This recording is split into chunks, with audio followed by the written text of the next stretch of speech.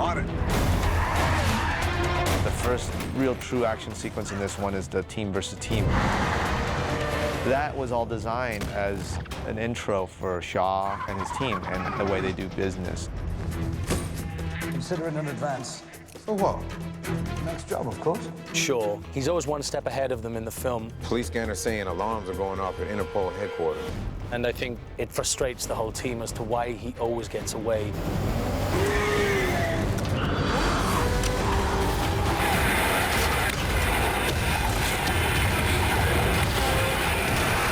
I think the idea is also you want to start selling the implosion. You want to go getting sucked in.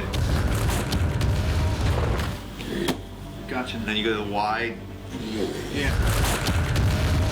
It's about telling the story of Shaw. This is a big intro of this catastrophe happening right behind him. Shaw breaks free, and he just comes head on the police.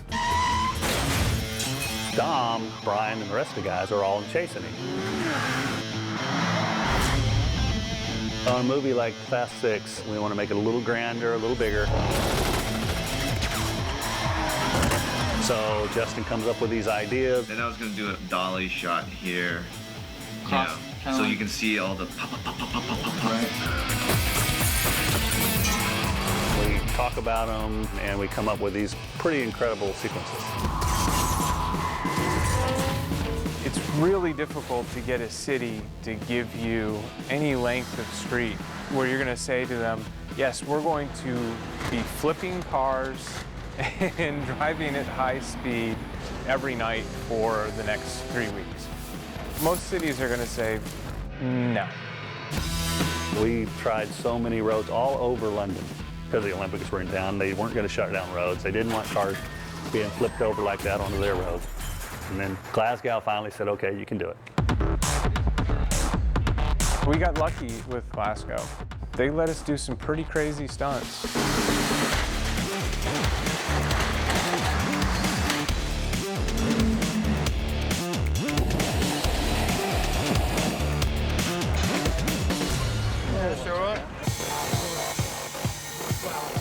This is one of the bigger gags for the sequence we're doing tonight. It's where you first introduce Shaw. The two cars go head on and he flips the cop car. This is the big super cannon that's firing the police car, and it hits at about 45 feet and starts rolling. It's not just another car rolling like you usually see. The reason I like this special effects shotgun thing we're using is that it actually shoots the car out accurately in one straight line, and it gets it to roll many times so the cars have time to either veer around it or hit it. And because we're able to control this roll, we're able to put cameras in a better position to tell the story. The door's like right here, so it's right in your face when the car comes through. Spiro likes to cover it from as many angles as possible. So sometimes they would have 12 cameras covering a stunt. The hardest thing is remembering where all the cameras are. We also had the Omnicopter, and the guys had to go over the top of buildings and swoop down into the cars, and some really cool shots. The primary challenges in a visual effects sense is that it's Glasgow, it's not London. So strategically taking those buildings and replacing them with computer-generated versions of buildings from London. Justin, he's always happy to use visual effects, but if it's a car stunt, we'll do it full scale with a real car. Everything in that sequence pretty much was practical. The vehicles, what they did was practical. We're always doing real stuff. Sometimes you have to do it for real. It looks a million times better. I've seen it with guys every once in a while, and they're a little squeamish about this or doing that. I'm like, bro, sorry, you got the wrong job, man. We're making an action movie here. Maybe you should think twice before you sign on to doing one of these. You know, it's like I flew all the way across the country, and he tells me he's gonna get a close-up of my knuckles, and then I got 5 days off. Justin Lin, ladies and gentlemen. But have you seen his knuckles? Have you seen his knuckles? Got his own little holes to showcase the knuckles. Yes, so there's no other black guy in London that can give you the complexion of these knuckles. They auditioned several knuckles, it didn't work out.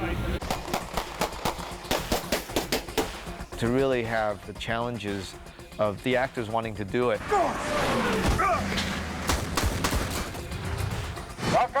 Nailed it. That to me is a good sign that we're always pushing the boundary. Yeah, it feels better.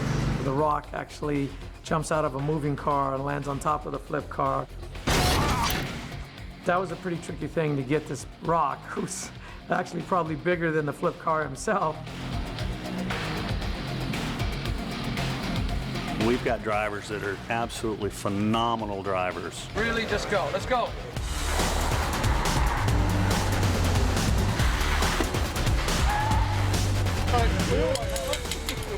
This will be Han Giselle, supermodel. Yeah. You have to trust the guy that's beside you, in front of you, and behind you. So by working together cohesively as a group, everybody really bonds like a family.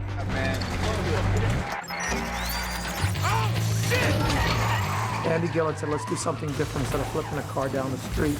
So I talked about maybe going through a building, and I went to Justin, told Justin, and so he liked the idea, but then of course it was a big budget thing because it was never in the script, and he fought for it, and it barely made it in. Let's go in there with him. Yeah, be right here. As he looks. The thing I've learned about doing Fast and Furious franchise, never limit yourself. You shoot for the moon, literally, and only good stuff will come out of it. We did the first take, which he didn't get in, but we got a good lead up to it. When you can in a car, you can't really be perfect on it, precise. You get the best drivers, you get the great effects guys, and they put you in a situation to be close, but there's a lot of variables. And then the second take, he went through, and it got ended up being perfect. Okay, let's do it. 3, 2, 1, action!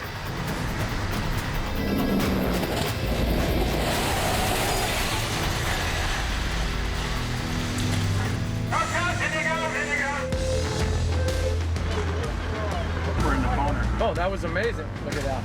Yeah. Driving the cars, it's just a ball. The grin on all the guys' faces every shot, they're just grinning, having a good time. And they should be. That's what it's all about. It's all about having fun. When you can work with people who love doing their jobs, only great things can happen from that.